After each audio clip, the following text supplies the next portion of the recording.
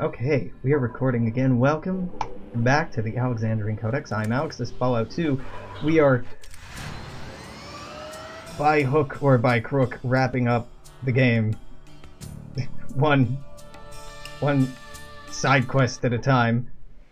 A patrol unit. Oh, thank God they're not fighting something.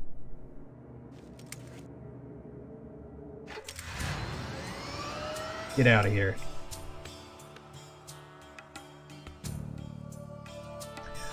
I'd honestly be down for a game set in California. For a modern Fallout style game set in the original setting in either northern, central, or southern California. Or all three. Where are you headed? What do you do? Okay, no thanks. This is not a useful encounter. But I suppose that was probably the role of New Vegas, right? To get kind of in the same place, but not exactly. Can I go to Weston Ranch with all my guns out? We're gonna have some problems going back into the NCR, but I think we're good. Oh, Weston, you are not here. Can I please wait? Oh, thank God. I think Weston has more work for us to do, too. I finish your dirty work. Excellent, I knew you were the right person. Well, I promise you pay. Do not renege on my deals. Here's your money. Anything else I can do for you? Someone or something has been stirring up my Brahmin at night. Need to find out what's up.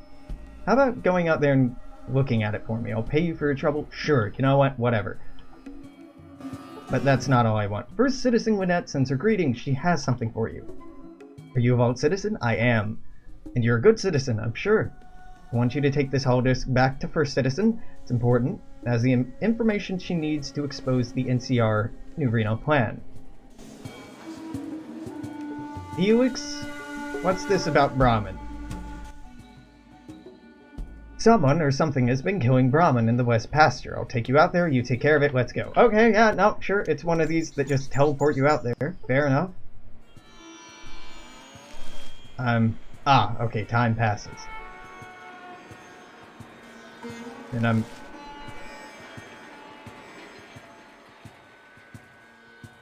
time passes.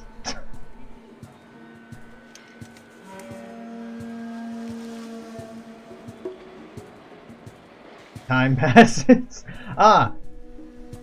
Look, it's Elizabeth. We go. So, death clause. It was death clause. But they ran away because they knew me. Okay, well that's fine. Done. So much effort expended protecting these Brahmin. Is that it? That's it. Okay, alright. Alright, well.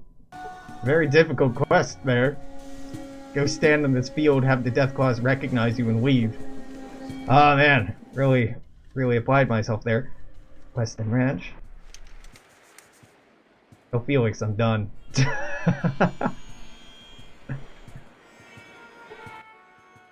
Mr. Weston's waiting for you. Yep. Brahmin problem. Looks like all you gotta do is post a man out there. Doesn't even have to do anything, just be there. I know it sounds weird, but it'll work. Alright.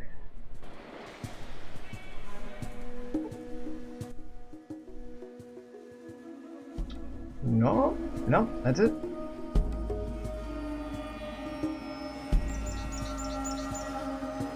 I don't think there's anything else to do here. And if there is, I'm going to actively or passively ignore it. So we're not parked here. Oh, this is gonna be awkward. Goris, you have no weapons to put away. I need you to put your weapon away. I need you.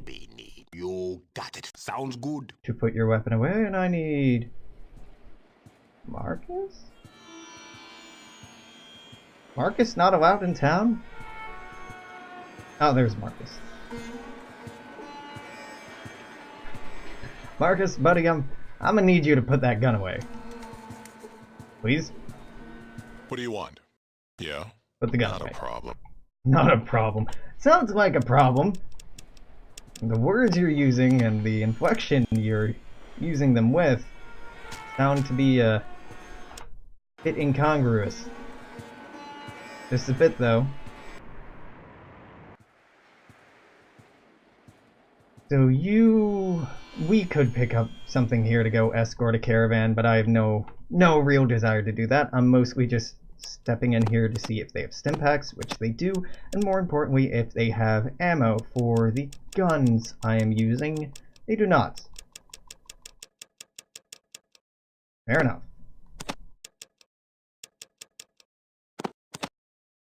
How much are you valuing each of these at? Okay, so 2 more will do it. Fantastic. 122 for the... Sorry, what I meant was just whatever you have. There we go. Goodbye. We can get out of town. Go grab... We don't need more ammo. I'm just fixated on the idea that I'm always going to need more ammo. My character's accuracy is way better than my accuracy in these games.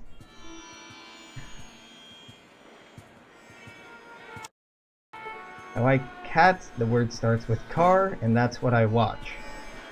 Do what?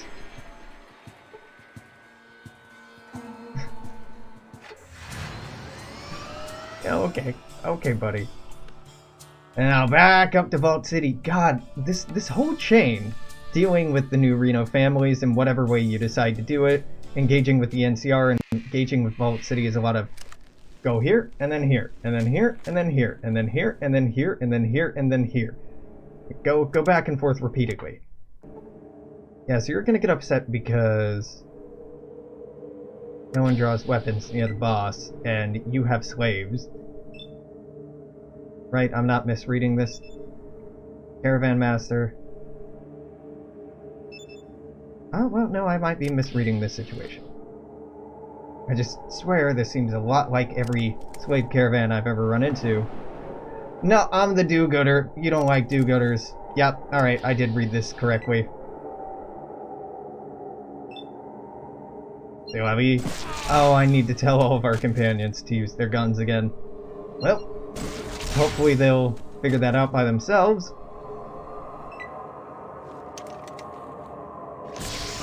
Alright, Marcus knows what he's about. Hell yeah. 1 point of damage. 2 points of damage. Damn, it feels good to be a gangster. That is so nice. Alright, you have your sledgehammer. Delightful. Super sledge, probably. Yep, this seems to be working out. Hey, okay, I missed. I don't want to talk about it. I missed twice. I don't want to talk about it.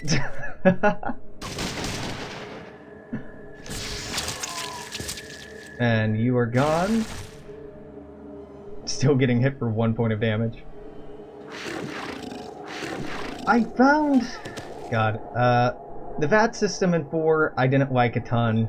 It was okay, but I don't think I used it very much at all. It felt a lot like cheating, to be honest. Like, in that game, walking around and just spamming the VATS button was just like, see targets for me, see targets for me. I like the idea of settlement building. I don't like how it was executed. I wanted it to be more impactful on gameplay and actually feel like you're, you know, playing RimWorld or something like that, and each of the settlers have their own personalities and needs, and they interact with each other, and you just kind of are a guiding force in the formation of the settlement. You're not the one literally building every building. So I like sim settlements for how they mix things up a little bit there. The story in Fallout 4 was... The Institute was interesting, right? The idea of the Institute was interesting, and their morals were, I don't know, curious. Fallout 4 was more, in my mind, more trying to figure out, like, what does it mean to be human? Like, can AI be human, etc., etc.? And I know that's kind of a tired trope at this point, and it already was by the time the game was coming out, but I found it more interesting at the time than I do now. The gunplay was fun. Sneaking was fun. The voice-acted lines were a horrible mistake. The new conversation wheel option thing sucked. That was a mistake. I mean, a lot of things about Fallout 4 were just like, nah, that didn't need to change. Super genocidal Brotherhood was a horrible mistake in my mind. Pathetic looking spammer. I think we go after the spammer here. This is a reference to one of the oldest community forums for Fallout franchise that I think is still running, or at least used to be running.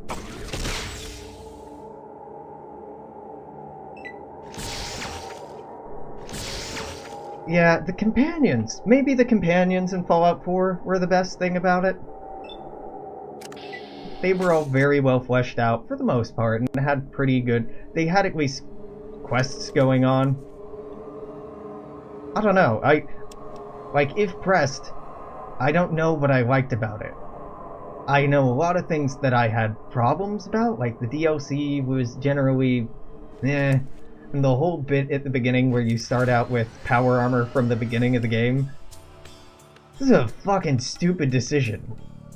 The way that they tried to rebalance power armor so that it required a power source and fuel to keep going was an interesting idea, but a little odd because that idea had never been talked about in any of the previous games. So it seems like you have to retroactively come up with some bullshit for why, up until now, nobody's ever needed to recharge their power armor, but now it's suddenly a thing. Yeah, I think I liked the Institute. I liked how big the world was. I liked how pretty the world was. I liked the gunplay. But a lot of things I wanted to just be more like New Vegas. I feel like a lot of people had that conviction. Obviously, I'm pretty biased because I felt that way, so I project that feeling onto other people as well. But I've never heard... Well, no, I've only ever read 1 or 2 comments of people saying that Fallout 4 is their favorite of the franchise. Like, Strong. The companion Strong? Horrible. Horrible Super Mutant Companion. There were Super Mutant Companions in 3 and in 4, or in 3 and in New Vegas that were compelling and cool, and you could have, like, meaningful connection with, and then there was Strong, who was just like, I'm an idiot who wants to drink a metaphorical kind of milk. Isn't this funny? I'm like, nah, not really.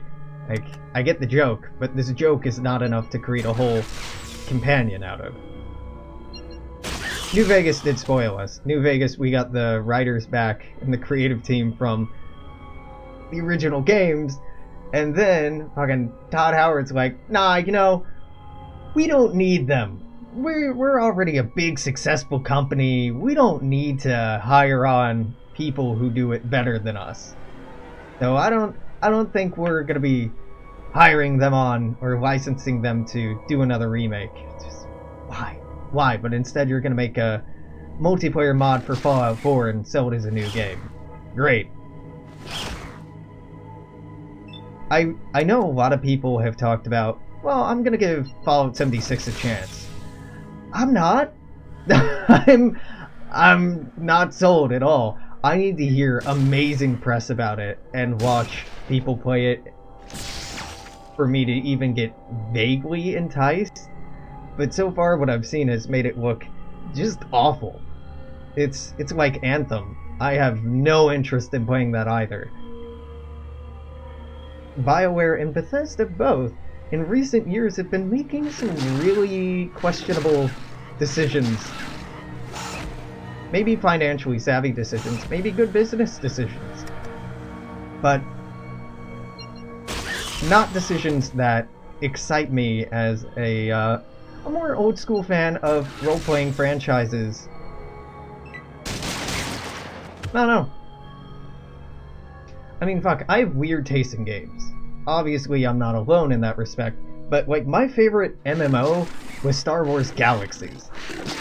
And the fact that Galaxies is very, very dead, except for, oh god, some modding community aimed at restoring it.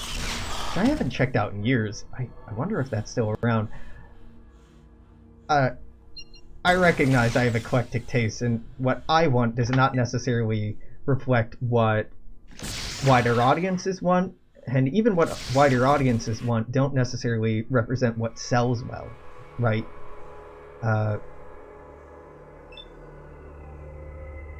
Yeah, Papa EA does make a lot of the decisions for BioWare now, or all of them.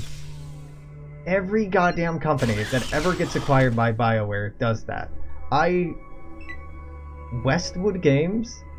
I think those were the folks that made Command & Conquer, right? After their acquisition and the horrible, horrible things that happened to the Command & Conquer intellectual property and the games after that point, no, I do not trust EA Games, and I don't really ever want to buy anything published by them unless they have a substantial reworking of their company identity and power structure and corporate structure. Like, they really need to not just rebrand, but completely rebuild for me to want anything published by them. If they just suck all the good out of creative, passionate teams and demand that they do twice the amount of work in half the amount of time with half the amount of funding. It's just fucking shitty. And Andromeda wasn't even that bad. But it had some big problems, but they weren't outstanding problems that couldn't have been fixed in DLC. But then we're abandoning this to go work on Anthem. You should go buy Anthem is some horseshit. I've heard about the new Command & Conquer. I haven't looked. I know it can't be good. I know that all of the most recent attempts at Command & Conquer have just been fucking abysmal for different reasons. It's dead. You can't trick me anymore. I'm not gonna get my hopes up for it, right? Like, I've been hurt too many times before. You can't do it to me anymore. As I understand it, it's nothing like the original Command & Conquer. It's just like a mobile game. Surprise, surprise. Wait, there's examples of franchises changing the genre of a game to keep with the times that works very well. For example, the Fallout franchise. There are definitely diehards out there who lament that the franchise ever went away from isometric gameplay into first and third person gameplay. But undeniably, financially, the games have benefited significantly from making that jump, from making that transition. And, experimenting with new formats and new genres, that's great. That's art, baby. But committing to the idea of, like, nah, we're just gonna completely refuse to go back to our roots. Nah. Yeah, Andromeda needed proofreading, some serious fucking editing, and at least another 6 months of development. Yeah, it was very, very polished at the beginning of the game, but the longer you got into the game, it's like, oh, I see, they just front-loaded a lot of this stuff to seem good and substantial, but the later you get into the game, the more it feels a lot like Mass Effect 3, and just like, none of this really matters. You're doing a diamond-shaped game, huh? You're not doing a Detroit Become Human where it all splits off into different endings. You're just making me, I have no autonomy, I have the whole universe. Oh, no, it was a lie, I have no autonomy. The game's gonna wrap up regardless, despite what I do. Which you gotta do sometimes, but bleh. Don't. I think just the enemies in Andromeda were so uninspired. Like, so uninspired. Yo, they're kind of like the past antagonists we have. They take DNA from people and make them into versions of themselves. So they're the collectors, right? What you're saying, if they're the collectors, this is Mass Effect 2. They're the collectors just from another galaxy. This is the fucking Mass Effect 2. Nah, but it's different. This is the way they reproduce.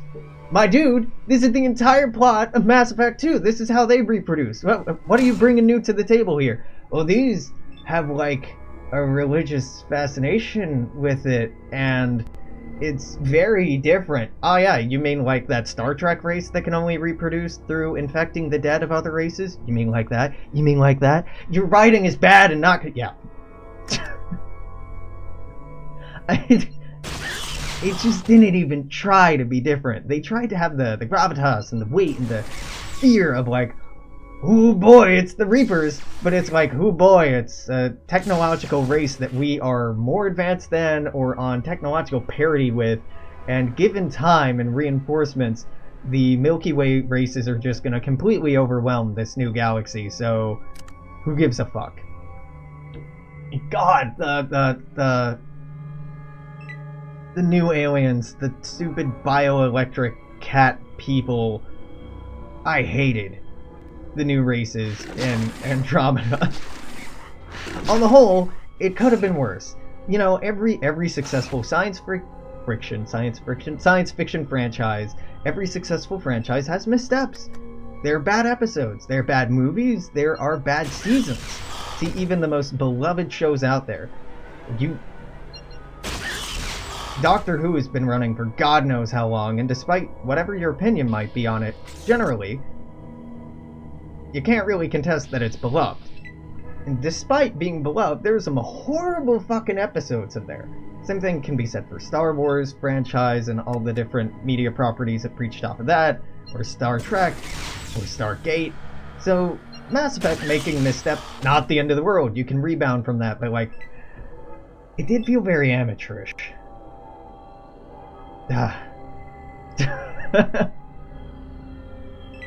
And, you know, I'm one to speak, right? My level of experience is significantly less than anyone on that team. It's very easy to be a armchair quarterback or armchair general about things, but yeah, Star Wars, the prevailing issue with the Star Wars franchise is that it's trying to be lightning in a jar, right? It's trying to have lightning strike twice. The modern movies, even the prequels, are just chock full of references to the original movies, which has a really fucking weird tone to it. Like, hey, check out this thing. It's really similar to Past Thing that you really enjoyed. Didn't you enjoy Past Thing? Didn't we all really enjoy Episode 4? Yeah, let's make this just seem like Episode 4, but remind it. It's a goddamn dopamine trick. They put in things that remind you or kick a little association in your brain that you have with this franchise you have nostalgia about.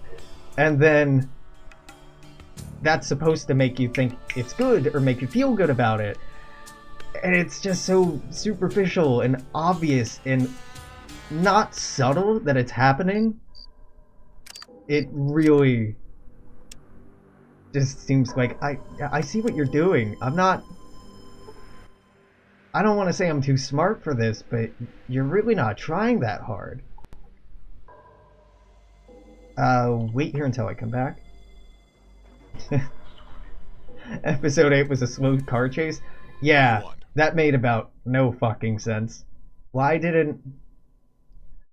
You have faster than light communications. Why not radio ahead to somebody in front of the ship that you're trying to intercept to get on an intercept course with it? Why the... Stupid. Fucking stupid. And the end of the goddamn movie? Yeah, we're gonna ram them. Why the fuck didn't you abandon the ship completely and do this way earlier? Way earlier. The disarray you set in their fleet probably could have bought you enough time. Or with all the other ships you abandoned, why the fuck didn't you jump any of those to hyperspace and suicide bomb with them? Why the hell did you not organize it to be all of your ships at once instead of just one all the way? It's dumb. It's bad writing and it's dumb. I'll just... Yep. Yep. It was trying to set up tension and drama. The damn thing about it is they're trying to set up the tension of like, oh no, the bad people are gonna win over and over and over. It's like a serial television series that is like, oh, are they gonna make it this time? Yes, they're gonna make it this time. They make it every fucking time. Like, the drama's gone, the tension's gone. If you have already signed up for a further 4 Star Wars movies after this, I know that the protagonists, or at least the important protagonists, aren't going to die. I know that the Empire isn't going to win. I know that the New Order isn't going to win.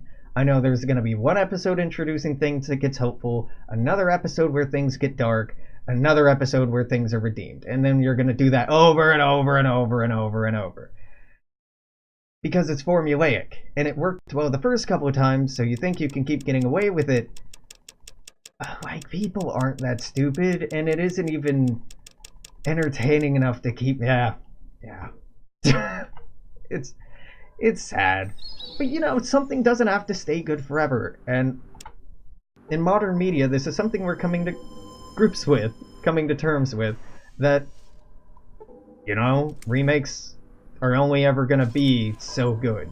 The originals are never going to be any better. So just trying to hit up a cash cow over and over and over and beat a dead horse,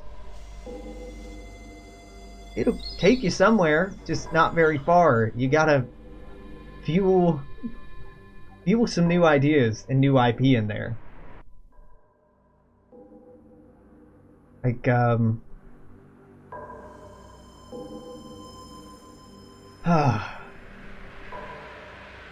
Firefly is a great example of, man, that could have been revolutionary. Yes?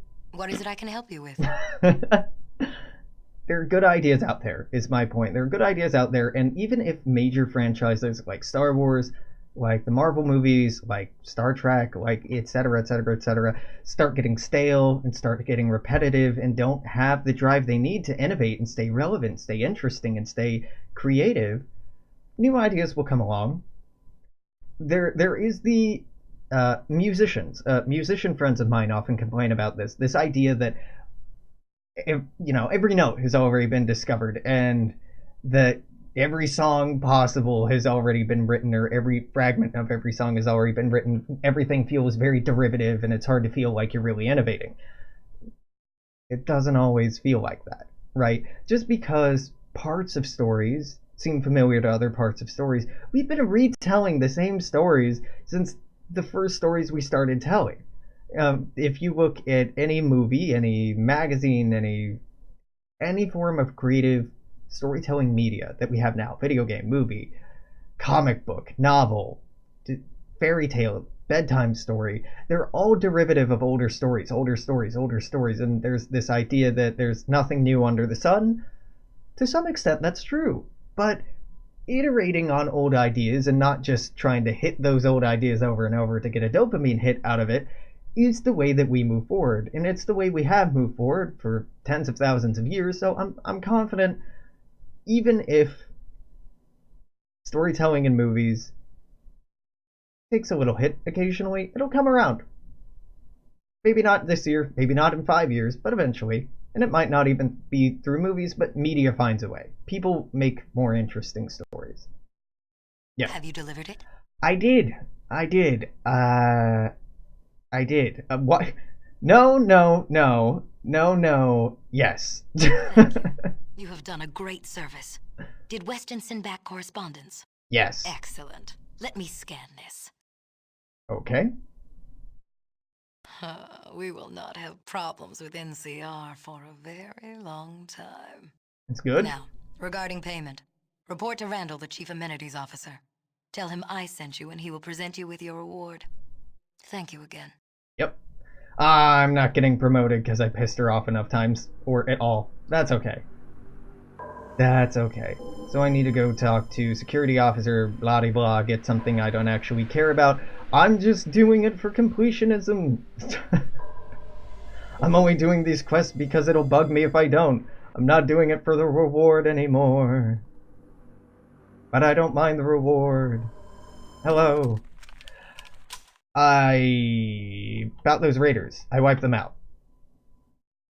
I have some more questions for you. What? Aren't you the one I'm supposed to talk to?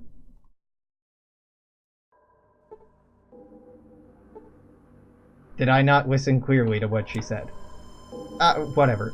Reward, no reward, I don't care. It's all the same to me. I got the experience for doing the quest. That's what I'm in here for. Back. Gecko. Done. Broken Hills. Done. New Reno. These are done, even if the game doesn't think that they're done. Vault 15. Done. New California Republic. Done. Vault 13. Done. Reading. Done. San Francisco. Not doing this. We could find Chip Spleen.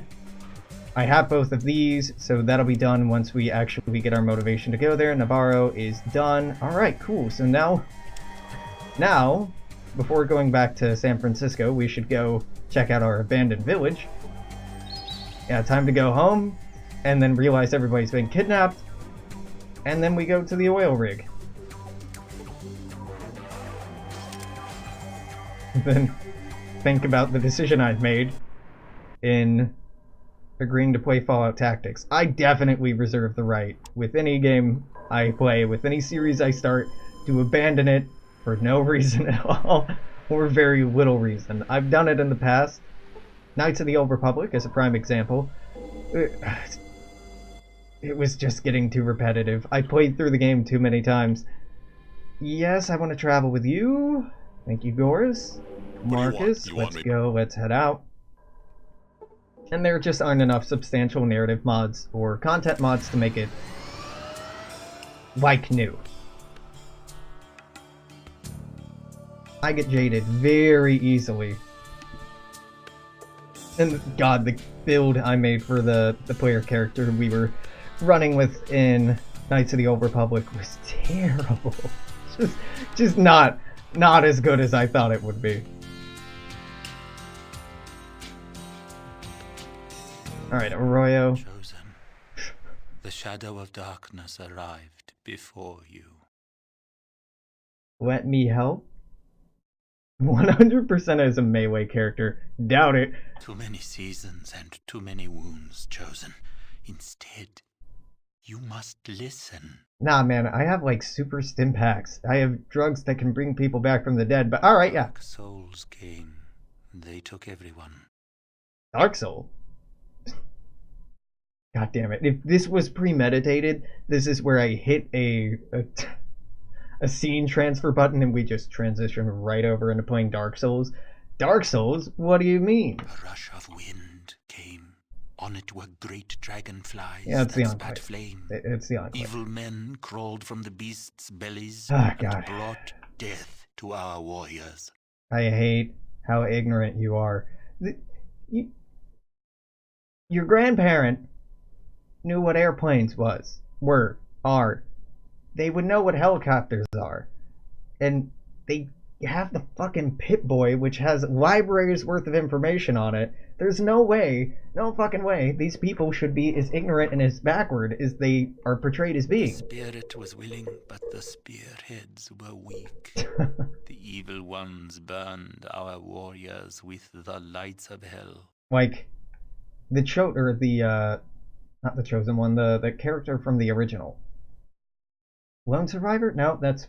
God damn it, they all have different names. Was it the chosen? No, I'm the chosen one. The Vault Dweller. Vault Dweller is the one from the first game. The Vault Dweller had energy weapons, or at least knew what it was, or at least would tell stories about energy weapons. And, well, maybe they can't read, but the Vault Dweller could, unless it's canon that the Vault Dweller was like really stupid and only used melee weapons. That makes this make sense. A low intelligence run Fallout character makes this content make sense. If the Vault Dweller from Fallout 1 only used primitive melee weapons, only ever used the Vault suit, never picked up an energy weapon, was totally illiterate, and still somehow managed to succeed, then Fallout 2 makes sense. Then Arroyo makes sense. But unless it meets those very specific weird requirements, Arroyo doesn't logically carry, for me at least. All were dead or taken. My spirit returned to flesh only to reveal the truth to the chosen. A strange mist stole their minds and sent them to the land of sleep. The evil ones walked among the dreamers, yet did not dream. The beasts swallowed all, then took to the winds. Did you never listen when I taught you the yearly dance of the wind spirits? South, of course.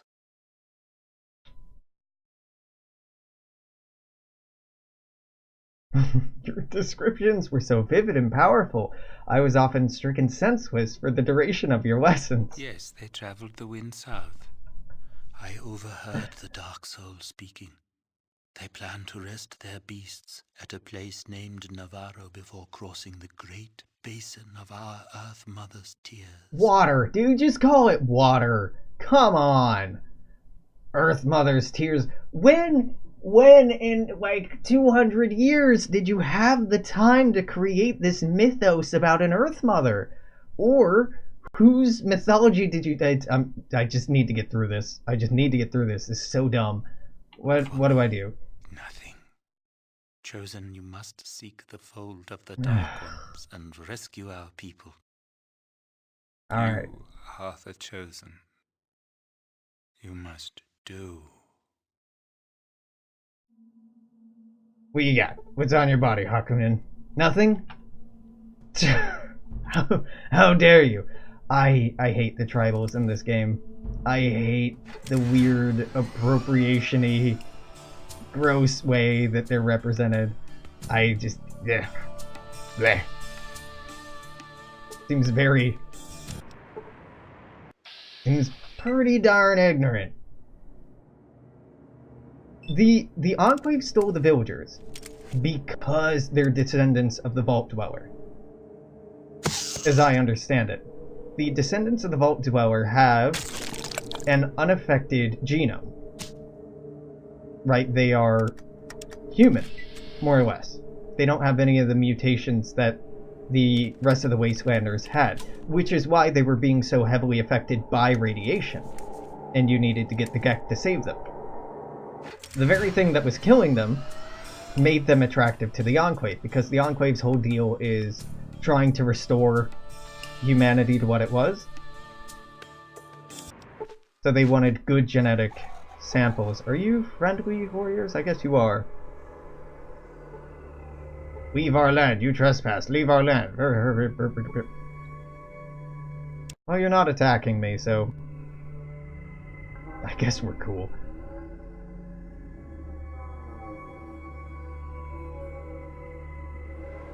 This is probably a waste of time.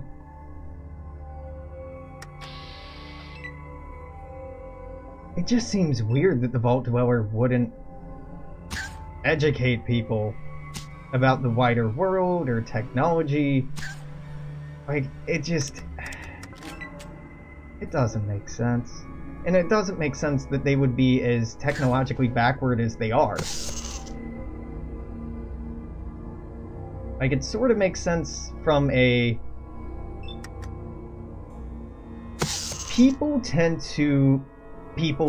real humans tend to know and remember how to rebuild and reuse technologies and repair and reproduce technologies that they rely on, that they use actively. So it's somewhat believable for people to, in a post-apocalyptic setting, forget how to make really intricate things or really weird things. Like Greek fire, for example, is a great example of this. Greek fire, the Western world knew how to use up until 1200s, 1300s in the Byzantine Empire. Then the recipe was lost. It was lost because it wasn't really that useful. It was circumstantially useful, but people by and large didn't use it. But if even 2-3% of your population are trained as mechanics to upkeep robots, or nuclear fusion generators, or nuclear fission generators, or energy weapons, or power armor, or vehicles, those skills are not going to be lost. Those skills are going to be preserved. Not every book in the entire world is going to be burned. Not every computer is going to be affected by an electromagnetic pulse. Records will survive. Literacy will survive.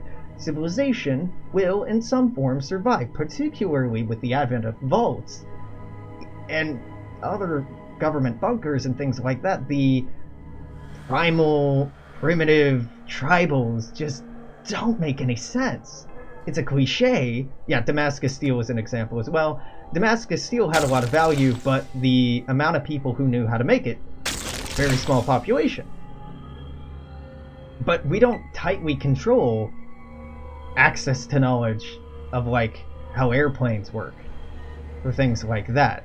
We didn't even in the 50s, which is what the theme is. The future 50s is what the Fallout past is. It doesn't carry. Like, the game was written to appeal to an idea of the 80s, this idea of the post-apocalypse, what it looks like, what the aesthetic of it looks like. But that aesthetic was not informed at all by historical precedent. It was not at all informed by historians or sociologists or archaeologists or anthropologists, people who could go, yo, yeah, there have been periods in human history where all written record just stops for a few hundred years, where we totally lose track of entire populations, entire languages, religions, ways of life. But we can use those as examples to look at, okay, what skill sets would they retain? What types of things would they remember? What types of things might change? How severe would that change be over a 100-year period, a 50-year period, a 200-year period, a 1,000-year period? Because we have historical precedent for it. We have evidence for it. And it's fun to imagine things getting crazy different and people going back to being primitive and tribal and using rocks and sticks. But that ain't gonna happen. It didn't happen when the Roman Empire fell.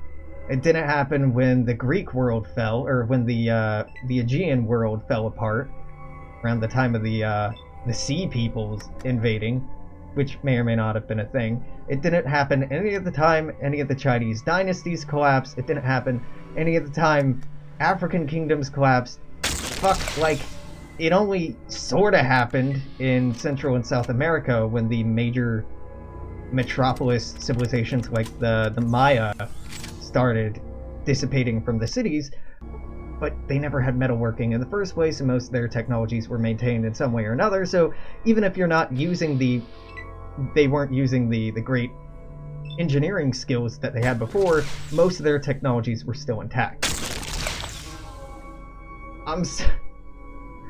The post-apocalyptic aesthetic of Mad Max is bullshit and unrealistic.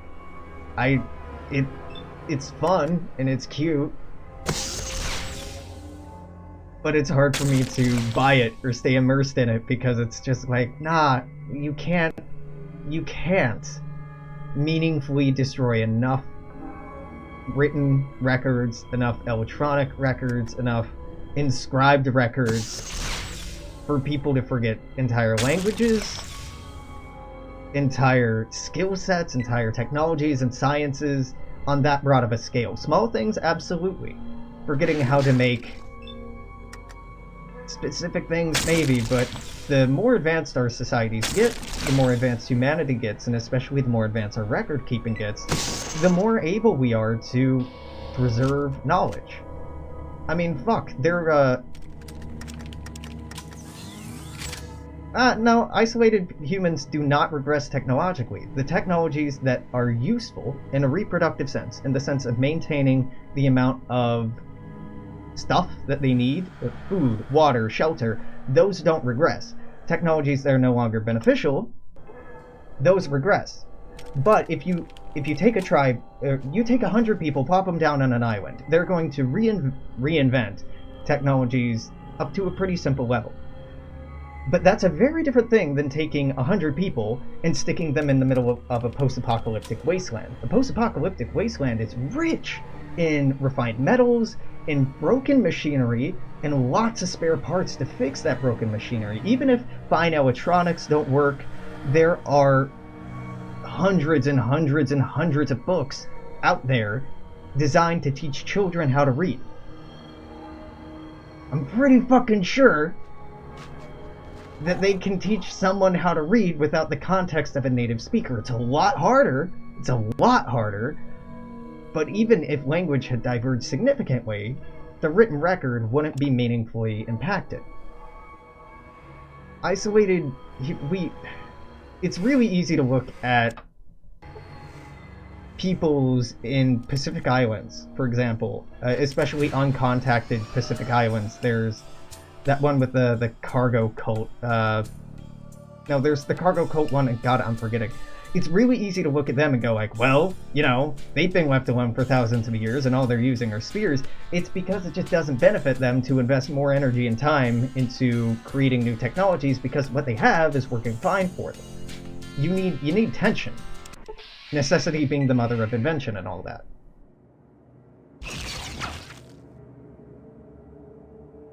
Yeah, 100 modern people would run into problems, but 100 Americans, if you just took a sampling, I think, 2 or 3% of Americans that are farmers.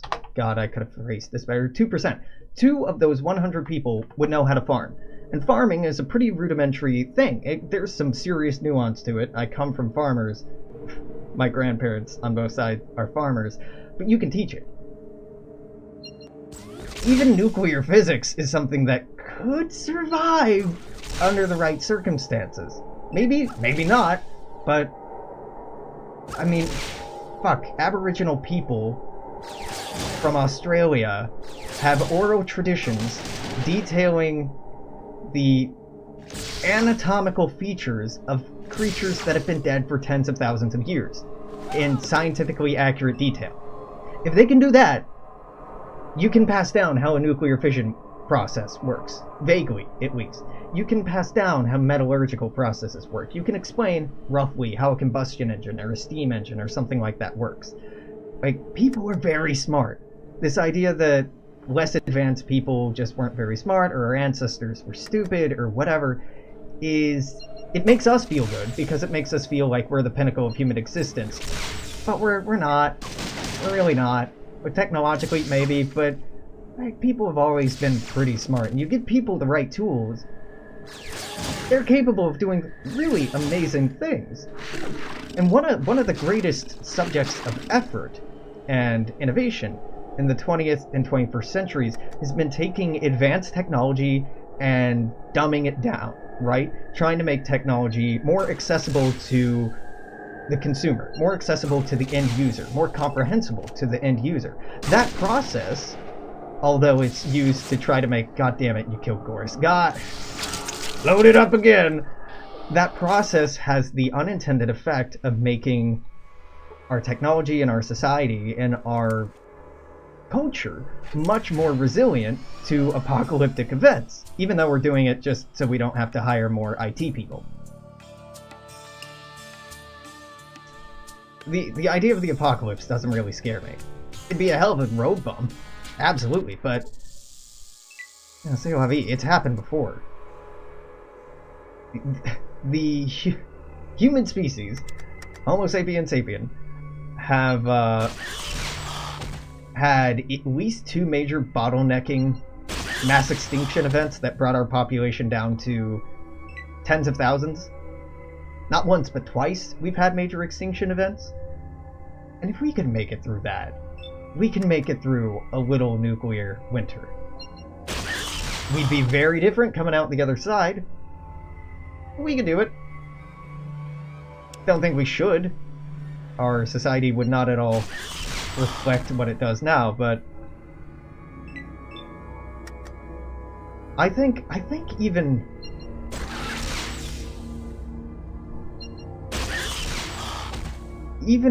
old, ancient societies were a lot more robust and durable than we imagine them as being. The idea of apocalypse, the idea of Ragnarok, the idea of the end of days has always been, well, not always, but has for a significant period of human history been a very impactful and motivating things. Even more so in the Western world. In the Western world, so much of our mythology, cultural mythology, is informed by Christianity. And modern Christianity is transfixed on this idea of, you know, the apocalypse, of Armageddon, of the end of days, of the returning of Christ, of yada yada yada yada yada. Even though the original biblical text isn't really all that fixated on it until like the last couple of chapters, and really the point is how to live your life to be better service to each other and make the world a better place and make the kingdom of heaven on earth, but whatever. That fascination and that fixation has really fed into us really liking the idea of what if everything went to shit? What if we had to rebuild? And that taste is also vastly informed by us being survivors of the Black Death, right? Like, we've survived so many genocidal, self-inflicted events. We've survived so many apocalyptic level infections and diseases and famines and shortages and so many things. I buy that the world we could nuke ourselves into a post-apocalyptic state. I think it would be a bit more nuanced than the world that Fallout creates. Yeah, our brains are really quite an advantage, and our ability to make and maintain records is cheating, effectively. It's fucking cheating. Like, I'm sure you all have probably seen in late June, early July, a story started going around about the oldest bread being found. The oldest bread that we know of existing being found, and it dates somewhere around 13 to 15,000 years old. Found in the Levant somewhere. It's cool for a lot of reasons. I think I talked about this last time. I don't know, I've been talking about it a lot because it shows that baking predates agriculture, yada yada yada, but it also shows that human record keeping is really fucking good because we're capable of reverse engineering the bread today and making bread that hasn't been eaten in 15,000 years. And they didn't even try to make that into a record. They didn't even try to record that, they just accidentally recorded it. That's how fucking good we are at keeping records and maintaining records. We're amazing librarians, even if we don't act like it most of the time. We're amazing historians and archaeologists, despite ourselves most of the time. If we can remake bread that's 15,000 years old, we can reinvent the combustion engine. We can rediscover gunpowder. We can rediscover, etc., etc., etc. If you can do something that utterly ridiculous, we would eventually be able to rediscover things. And especially if it's in a short time period and there's records still alive and how-to manuals sitting around all over the place. Come on.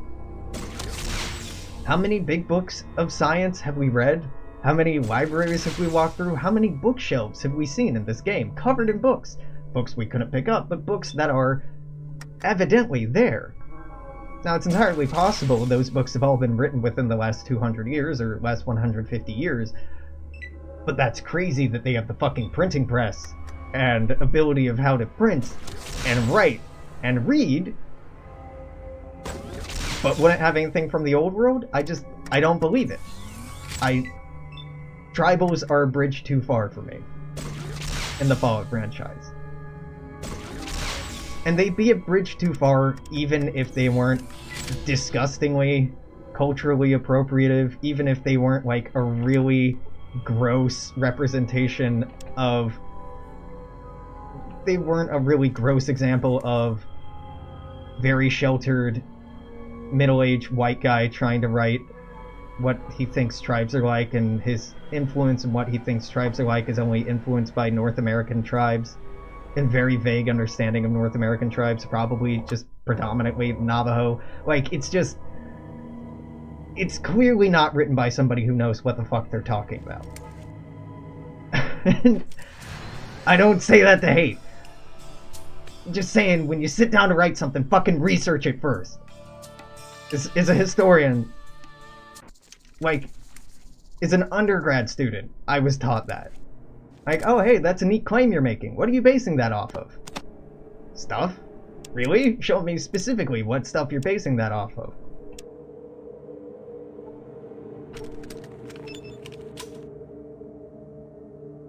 So, Yeah, Vault City makes sense. Vault City for the, well, it sort of makes sense, right? The slavery or not slavery that they're using, it depends on who was locked away in the vault, right? But it's not an un-American thing to resort to slavery and forced labor. Like, modern-day prison systems really speak to us not abolishing that, and for-profit prison systems are effectively modern-day slavery. So if we still can't fully dismiss the use of forced manual labor today, why would the post-apocalypse be any different?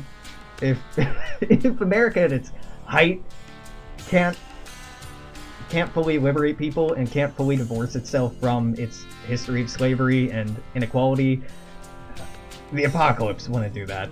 It might. That's what makes the apocalypse so interesting, is that it's a brand new slate. Narratively, as a writer, apocalyptic stories they're like utopian stories in that they allow us to imagine new things. To go, yeah, but what if this? What if instead of doing things this way, we did things this way? Really, really cool and really, really impactful. But, yeah. Especially, they are pretty xenophobic. Like, blatantly xenophobic. It makes sense to me that a xenophobic society that's finding itself short on labor would recruit labor from outside the city, but still act as if they're better. It's the same way that people talk about people who work minimum wage here in the United States in the modern day. It's work you're unwilling or unable to do, and you don't want to do. So you make somebody else do it, and then act like you're better than them because they're doing it instead of you. Even though you're the one coercing or forcing them into doing it in the first place. Yeah, the vault system, if intentional, has proven in the lore of the game to be able to rampantly affect the psychology and beliefs and ethics of the populations in there. Now, Vault 8 was a control vault, right?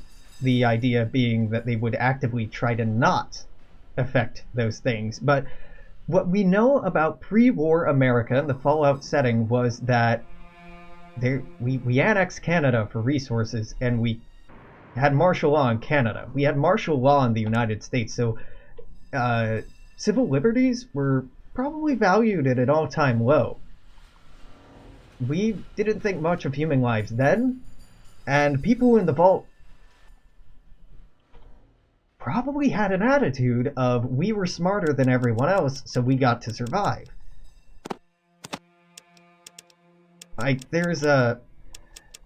in the glimpses we get of the pre-war world, there's a lot of inequality and imbalance and deeply troubling shit going on that wouldn't go away once people were in a vault.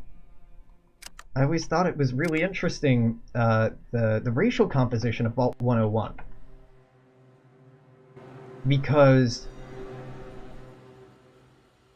it looks as if Vault 101 is the first vault where we really get to live in a vault, really start to see things. In Fallout 1 and Fallout 2, every goddamn avatar looks like a white dude or a white chick or a fucking mutant or something like that. It's not until you click on someone, and it's a rare occasion that they turn out to not be white. In Fallout 101, we have people of color. We don't just have people of color, we have Hispanic people, and we have black people, and they're clearly distinct from the white people there. Which means either there's some really fucking weird breeding programs going on, or reproductive programs going on. Vault City talks about that the computer decides who should reproduce and who with, and it only happens once somebody's died to keep a fixed population. So is the computer inherently trying to maintain separation of race there? Because if you throw a mixed population in a vault and they interbreed for 200 years, the people coming out the other side are all going to have more or less the same skin tone. It's all going to be just kind of beige human colored. Now I don't know. The vault system clearly has some interesting and troubling ethical, moral, and definitely some troubling worldviews that it has, even if it doesn't actively project them.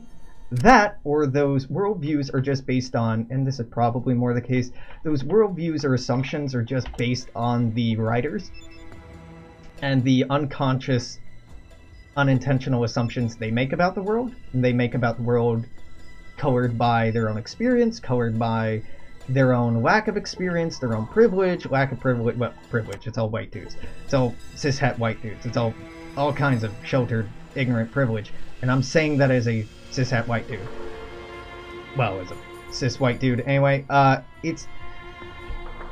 Yeah, I love to see better diversity in the writing of the Fallout franchise. I want... Fallout 4 started doing this. Fallout 4 had a very, very important moment. Very important moment to talk about pre-war America as the bombs were falling. As the bombs were falling, is you're running out of your house, running down the street. I think you see 2 gay couples, or at least 2 couples that are presumably gay.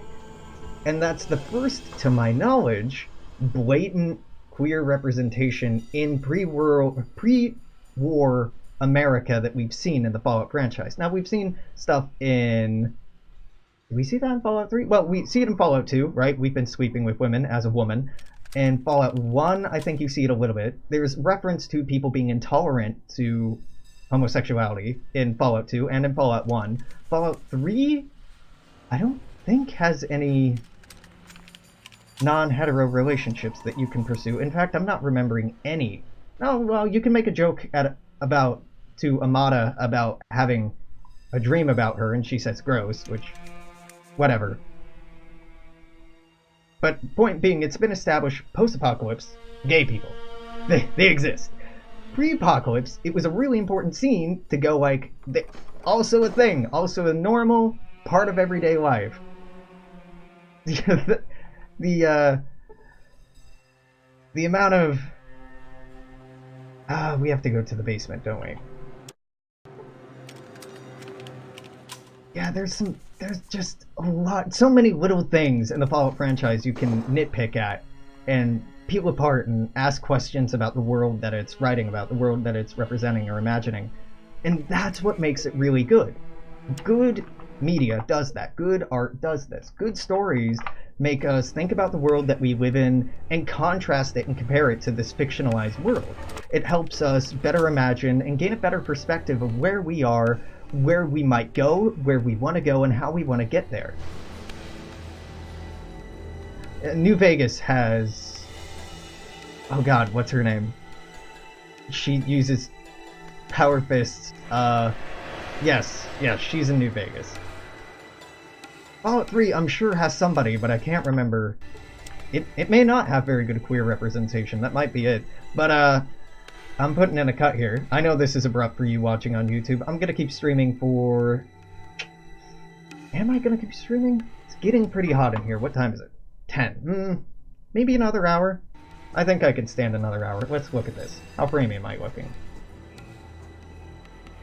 Well, anyway, as I wiggle back and forth to watch the playback on Twitch, to see how framey I'm getting. If you're watching on YouTube, I'll be back tomorrow. Until then, make sure to comment, share, like, subscribe, etc., etc., etc. Veronica, that's her name. I'll see you tomorrow. Toodaloo. Bye, YouTube.